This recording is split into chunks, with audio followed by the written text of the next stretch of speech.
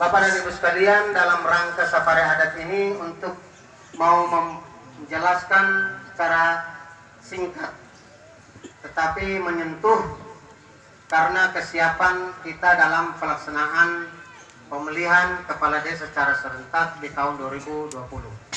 Dan tidak membuang waktu, kami persilakan Bapak Wali Kota Tual untuk menjelaskan memberikan arahan umum, baru nanti selepas itu kami jelaskan tentang tata cara pemilihan kepala desa. Pada Bapak Wali Kota yang terhormat kami persilakan. Bismillahirrahmanirrahim. Assalamualaikum warahmatullahi wabarakatuh. Para staf ahli yang saya hormati, Pak Kadis PMD, Kepala Badan Keskompol yang mewakili PLT bagian hukum, Pak Komandan Satpol PP, Pak Camat, Pak pejabat kepala desa TAM dan seluruh perangkat desa, ketua BPD dan seluruh anggota BPD, Bapak Imam beserta takmir masjid yang berkenan hadir, tokoh agama, tokoh masyarakat, marilah sama-sama kita menaikkan puji dan syukur kehadirat Allah Subhanahu wa Ta'ala, Tuhan yang Maha Kuasa, karena kita boleh berjumpa berkumpul di sini karena izin Allah Subhanahu wa Ta'ala. Saya berkeyakinan sungguh bahwa mudah-mudahan TAM ini tidak ada masalah. Kita punya kunjungan kerja ini ada beberapa tujuan yang menurut kami sangat mulia. Di mana dulu saya dan Pak Usman Tamngi, Wakil Wali Kota, pada saat kampanye berjanji untuk mau melestarikan kembali adat. Dan pengamatan kami TAM ini sudah puluhan tahun. Tadi saya renungkan beberapa bait lagu tadi itu, walaupun tidak saya pahami secara keseluruhan, tapi beberapa potongan kalimat dari lagu-lagu tadi itu saya hafal. Katanya ambus putih menaruh makaihu, lalu rat lor robai ini sudah sekian tahun tenggelam, artinya tidak ada. Waktu perlombaan belang kemarin pada tahap 1 atau gelombang pertama juara 1 dengan menyebut Raskat Lor Lobai, saya tanya itu dari mana, bilang dari TAM. Saya teringat memang raja di TAM ini sudah lama. Kenapa kita berkunjung hari ini? Sebenarnya banyak hal yang kami mau sampaikan.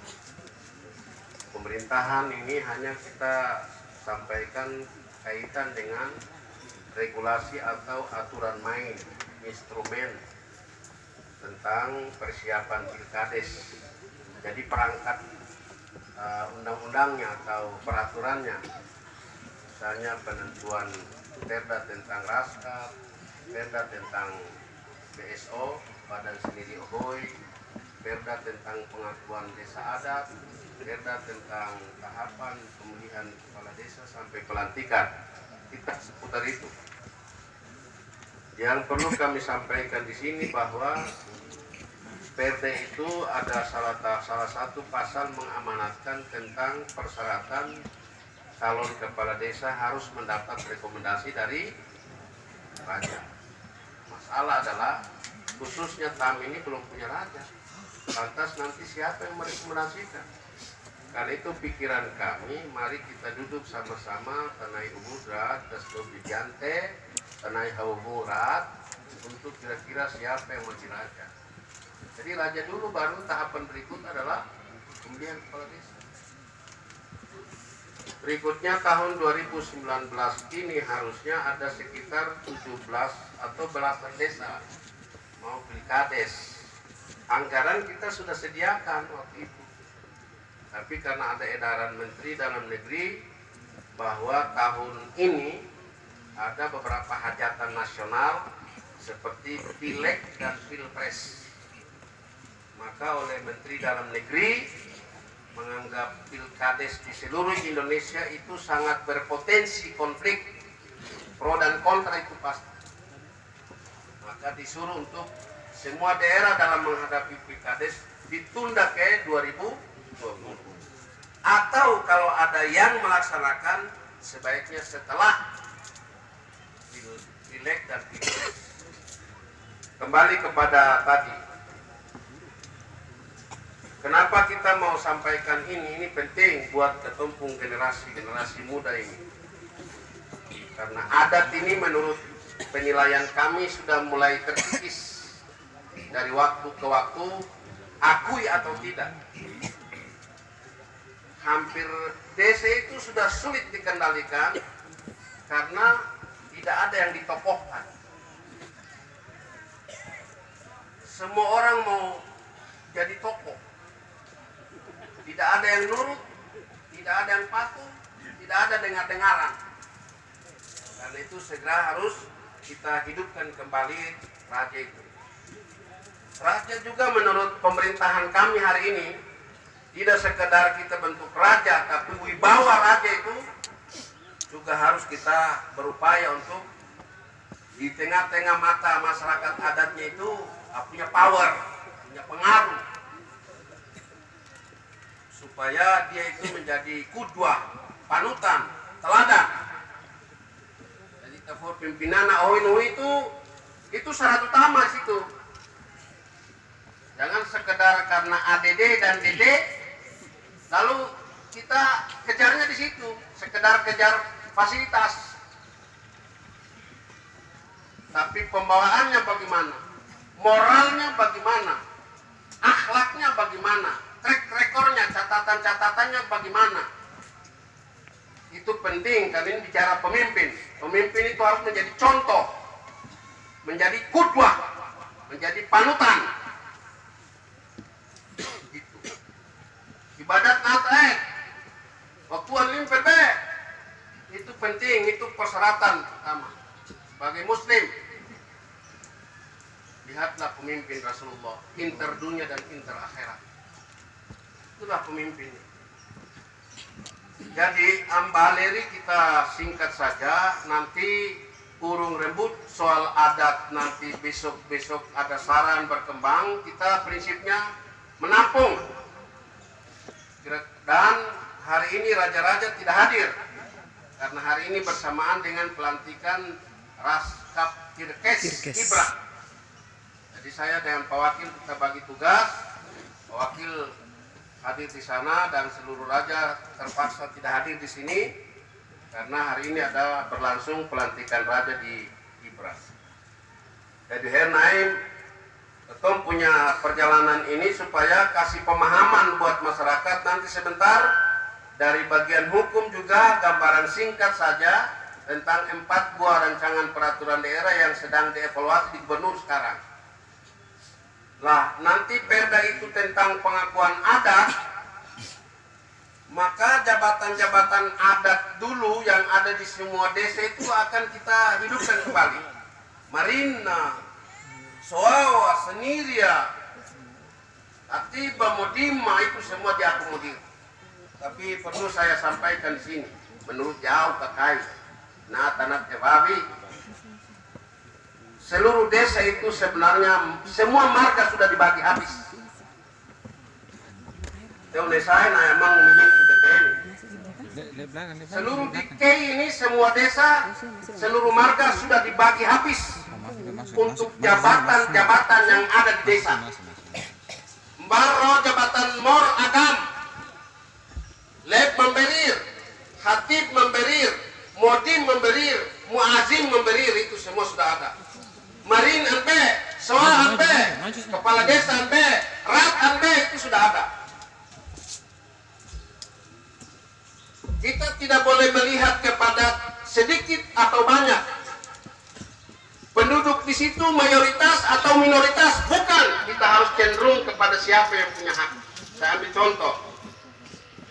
Desa Fer sebagai desa induk Raskap Tubabiam Lim yang membawahi 26 desa. Amyante bisa memang rahayaan. tapi rahayaan iri ngentel. Rahayaan sades, rahayaan bemam, rahayaan farfar. Yang sekarang ros farfar, pit farfar itu sebenarnya bukan marga itu. Dompu marga sesungguhnya raha rusun. Tapi pakri teten memang untuk dompu marga. Lalu marga rina bemam iri rak. Ya karena ini ablahamit re, ablahamita terima asisa selameta. Karena teranrati anak hawana sama putra jadi. Ini rinan amirin sades i amam led. Kita punya imam.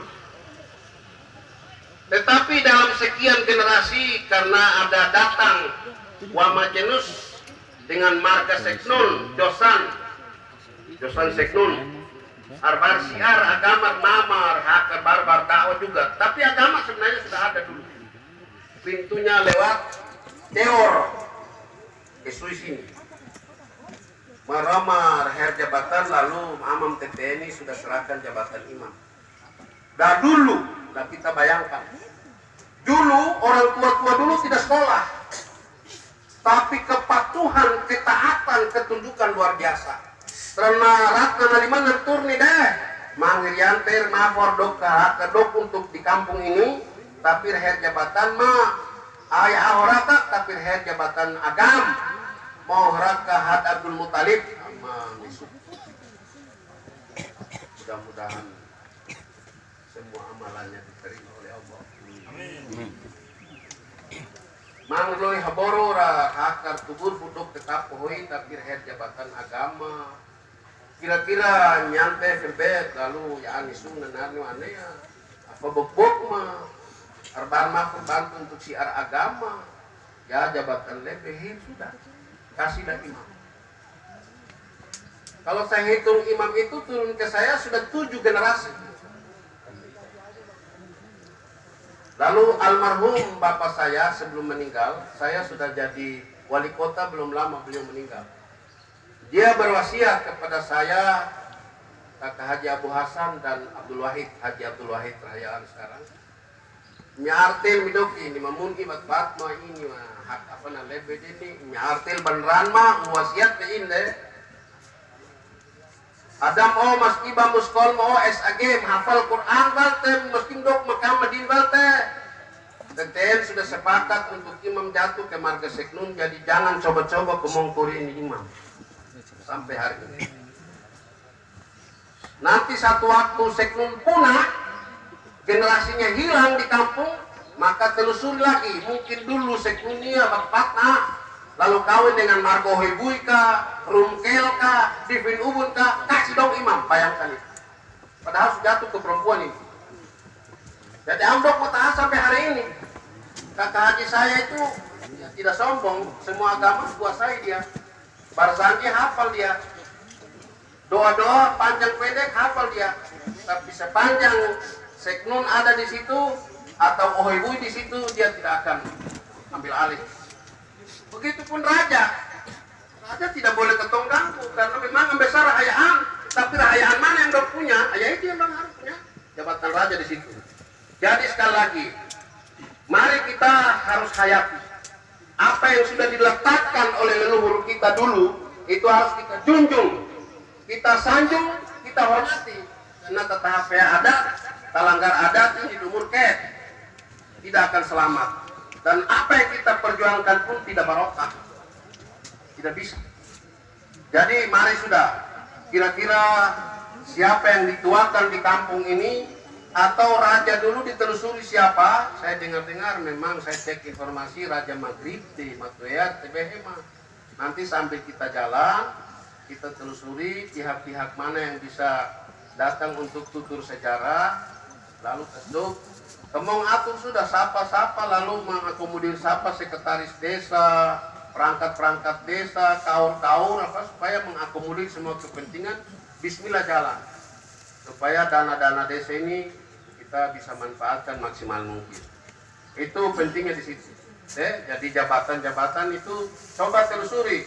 Generasi kita sekarang ini boleh kita sudah sandang sarjana dengan berbagai disiplin ilmu, tapi toraku Bap mama yang memang bawa sekolah tapi orang dan imhubi baik mau jangan sampai berandal lu kamu tiada kita kehilangan sejarah.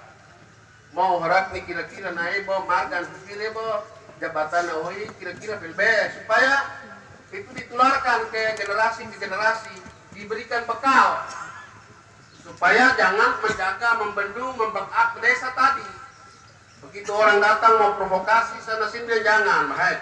Itu saya iramehanan ubunit mah Bidofut tanain hukum buk nobel hak yang dingin kita sampaikan. Saya kira itu, dan untuk informasi dusun yang paling ujung itu Perda ini sudah disahkan, itu sudah otomatis status dusun dia sudah berubah. Alhamdulillah, jadi kita agak sedikit kalah dari Maluku Tenggara. Karena Tenggara punya total APBD sudah 1 triliun lebih, itu karena seluruh sudah status desa. Kita masih 11 dusun, insya Allah. Dusun sana, nanti dusun yang ini kita telusuri lagi. Lalu Pasir Panjang, Durawa, Pulau Ud, Fair, Watran, Lair Kemor. Saya kira itu, dan kita berharap nanti dalam babakan setelah panitia pilkades dibentuk, seluruh tahapan itu harus kita proses dengan saling menghadirkan hati dengan hati, supaya bapak-bapak di keamanan ini juga bisa terbantu deh. Kalau bikin ibadah juga, kalau marah juga Allah tolak, apalagi kalau tuh berinfak itu tidak ada punya arti apa-apa. Saya kira itu dulu. Siapa tahu ada yang mungkin tambah dari PND atau dari hukum dulu. Jadi ada desa adat nanti sebentar singkat-singkat saja bahasanya biar gampang masyarakat sini bisa paham. Ini dari hukum. Baik, assalamualaikum warahmatullahi wabarakatuh. Salam sejahtera untuk kita sekalian. Saya langsung saja yang saya hormati Bapak Wali Kota, kemudian staf ahli, pimpinan OPD, tokoh adat, tokoh masyarakat, camat, dan seluruh elemen masyarakat yang hadir yang kita sempat sebutkan satu persatu yang saya hormati. Mungkin karena keterbatasan waktu, sehingga barangkali kami menyampaikan secara singkat saja kaitannya dengan persoalan adat dengan regulasi daerah. Kebetulan Ibu Kabak Hukum pada saat ini sedang tidak berada di tempat hingga nanti sehingga saya dipercayakan untuk mewakili beliau. Jadi dari sisi adat itu sebetulnya mengacu pada Undang-Undang Nomor 6, Undang-Undang Nomor 6 tentang pembentukan, tentang Undang-Undang Nomor 6 tentang desa itu mengamanatkan dengan jelas. Di dalam penjelasan itu mungkin saya menggunakan bahasa Belanda ya, karena memang kita punya kosakata agak minim sehingga tidak bisa mampu mendengar itu. Dia menyebutkan tentang community recurring disambung dengan komunitas recurring itu sistem pemerintahan adat dengan sistem pemerintahan daerah. Jadi di dalamnya itu mengandung makna ada pemerintahan adat dengan ada pemerintahan daerah yang itu menjadi kearifan lokal yang coba masukkan di dalam peraturan daerah itu. Jadi seorang kepala hoi atau kepala adat itu dia melekat padanya itu dua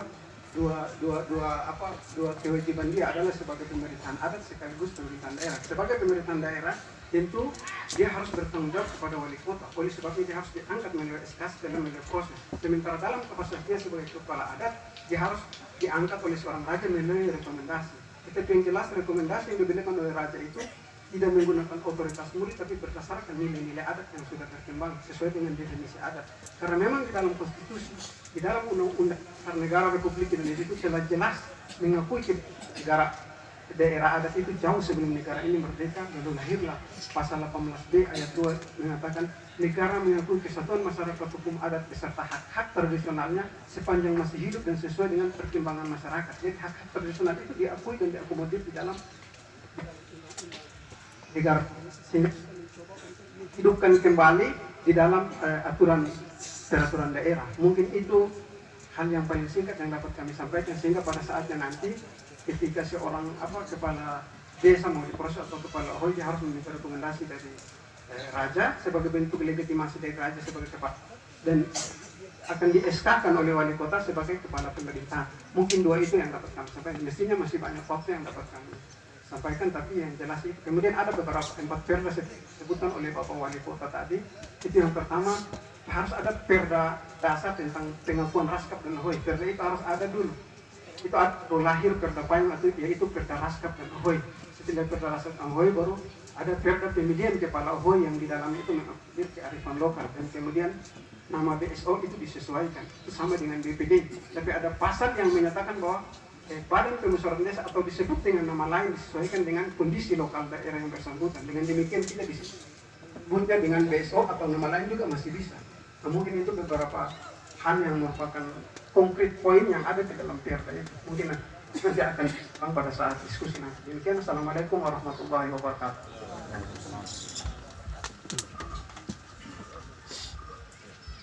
Ya, assalamualaikum warahmatullahi wabarakatuh.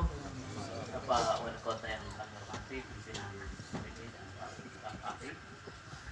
Jadi perda yang kita desain ini adalah kita mau mengarahkan pemilihan kepala desa itu untuk menganut dua sistem demokrasi dengan sistem dinasti. Jadi sistem demokrasi karena calon kepala desa nanti itu dipilih, sedangkan sistem dinasti itu tidak bisa semua orang mencalonkan diri. Yang mencalonkan diri adalah yang punya. Kalau kita pinjam bahasa yang lebih ini lagi adalah pewaris tahta. Jadi pewaris tahta itu kalau kita pelajari ya, dalam tataran kerajaan itu terdiri dari para pangeran.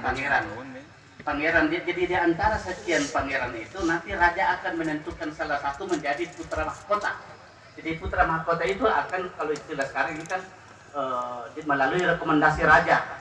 Tapi istilah yang kalau digunakan dalam istilah tataran raja itu sabda raja. Mestinya sabda raja itu atau rekomendasi raja itu tidak boleh lagi dikomplain. Kalau dalam sistem dinasti absolut itu tidak boleh dikomplain. Tapi karena kita memadukan kedua sistem ini, maka rekomendasi raja bagi yang berhak, dan tentu putra mahkota itu bukan hanya satu orang, tapi terdiri dari beberapa orang yang dipilih, dan suara terbanyak ya harus ditetapkan sebagai pemenang. Saya kira seperti itu. Assalamualaikum warahmatullahi wabarakatuh. Assalamualaikum warahmatullahi wabarakatuh. Dan nyanoino bisa saudara ke, jadi inti safari itu telah dijelaskan secara panjang lebar oleh Pak Wali Kota yang terhormat, dan dikembalikan di Nyante. Ada dua hal. Satu, segera hidupkan raja, supaya raja dan hobi dia memberikan rekomendasi kepada siapa yang mau mencalon. Tapi diharapkan supaya mentem lain atur subukfo batang benar kan inuh persatuan Nyante itu tetap harus dijaga. Jadi mungkin kita berikan kesempatan metro tuh orang kalau mau bertanya mau sampaikan sesuatu, kami persilakan karena waktu. Kami langsung saja pada siapa yang mau bertanya, kiri satu dan di kanan satu. Pak Ali, ya, kami persilakan Pak.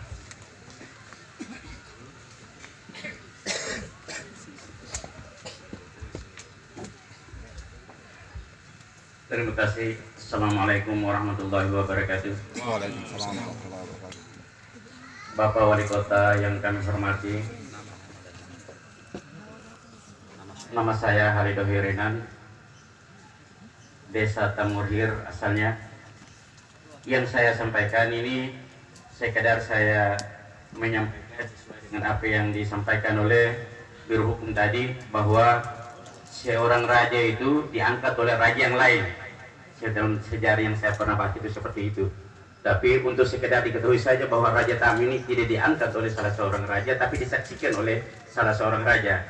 Itu atas dasar Balesteng, sekarang pajak ya, yang itu pada zaman Belanda.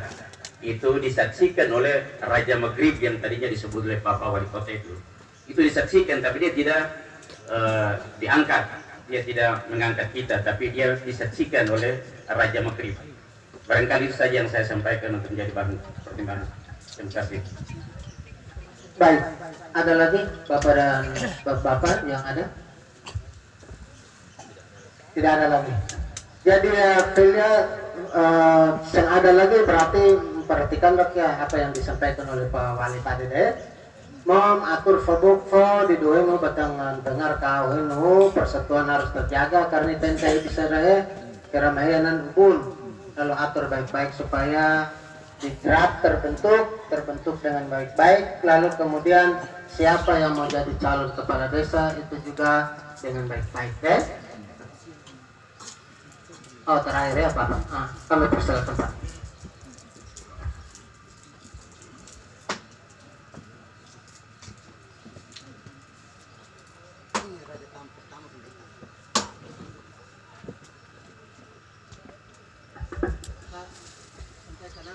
Kasih tahu nama. Assalamualaikum warahmatullahi wabarakatuh. Waalaikumsalam. Faisal itu.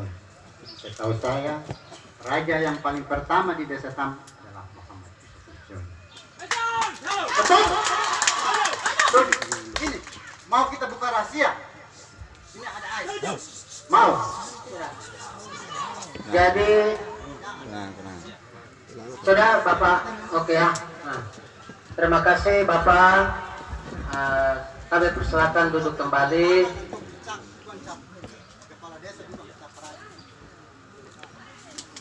Baik, jadi nanti siapa saja di TAM ini yang ngerasa memiliki tutur sejarah, bahkan ada yang silsilah tertulis, serahkan juga buat kita.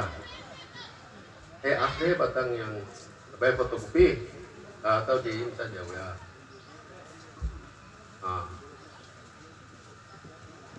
Iya.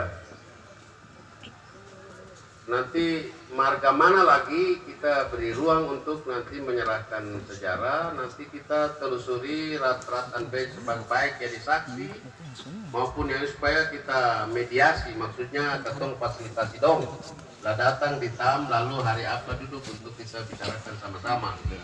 Dan ini baru satu toh, kita belum tahu lagi yang lain. Lah ini sedikit gambaran dari perjalanan safari dari desa ke desa, sudah belasan desa yang kita kunjungi. Memang masing-masing desa ini ada punya versi juga beda-beda. Jadi dari periode ke periode itu ternyata ada juga desa di pertengahan sekian generasi itu beralih pemimpin. Paham deh? Jadi beralih pemimpin di waktu itu mungkin karena ini contoh di desa Yamru, contoh di desa Dula Laut. Jadi di dalam perjalanannya mungkin generasi itu yang punya kepala desa dulu itu generasinya masih sekolah kah, masih di alam rantau kah, lalu dititipkan jabatan itu. Nani bayar bawa nani dok takuk nih kutih panas sekolah mau ikut mah jiwa kepemimpinannya nahok bahasa lebih keren nani leadership kena deh leader obe mah takuk cuma takuk dekat lah dok dari waktu ke waktu tahanon re takuk berubah jadi tahanon begitu. Jadi kita juga jangan-jangan ya secara yang sama mungkin ada juga di desa yang lain. Nah, sekarang Bapak Lecoin sudah serahkan cap dan ada tulisan tangan tadi. Nah, cap mungkin dulu kan kita hanya masih menduga-duga. Saya misalnya jadi kepala desa. Pada saat saya tiada, lalu urung rebuk keluarga titipkan ke Pak Haji, pasti diserahkan juga dengan perlengkapan administrasi kan begitu. Cap, surat cair apa kan diserahkan lagi kepala desa atau pejabat yang dititipkan kira-kira begitu. Jadi silakan saja kasih nanti amro rata Maghrib sebagai orang yang menurut tadi juga satu pihak bilang saksi. Mungkin juga Bapak Raja mana lagi kita telusur lagi supaya dokter tanai kira-kira mana yang punya. Mungkin itu dulu. Ya silakan cepat.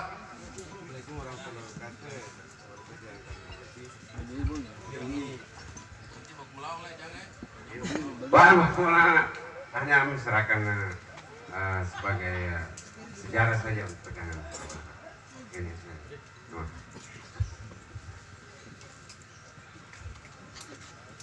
Assalamualaikum warahmatullahi wabarakatuh.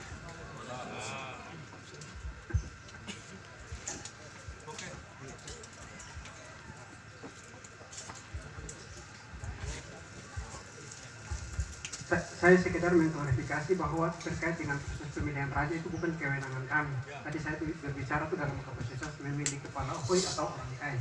Bagaimana memproses dia itu. Jadi mungkin itu sekedar supaya jangan ada salah paham. Saya kembalikan. Ya, jadi dek, ama masuk wilayah pembentukan raja dek. Raja itu kembalikan ke desa, kita hanya membantu. Misalnya memfasilitasi kendaraan, angkutan ke sini, sana mari ya. Raja-raja mana yang bisa kita hubungi, tapi seluruhnya itu ansih difasilitasi langsung oleh tim masyarakat desa. Siapa yang dituakan, duduk lalu nanti mengatur selanjutnya. Tapi kensa supaya ini juga pemilihan kepala desa juga cepat dan nanti lama. Gitu. Betul, saya masuk.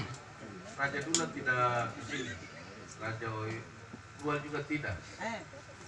Saya Raja Maghrib, Raja Wirga, mungkin soal apa yang Pulau Ud ya.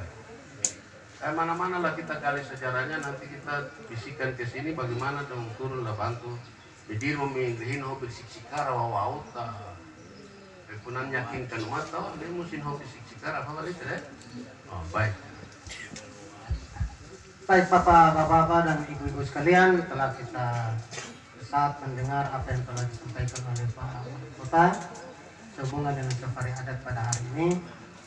Dan Bapak dan Ibu sekalian, kita punya acara pada hari ini kita lalui dan kita akhiri dengan mengucapkan alhamdulillahirrahmanirrahim.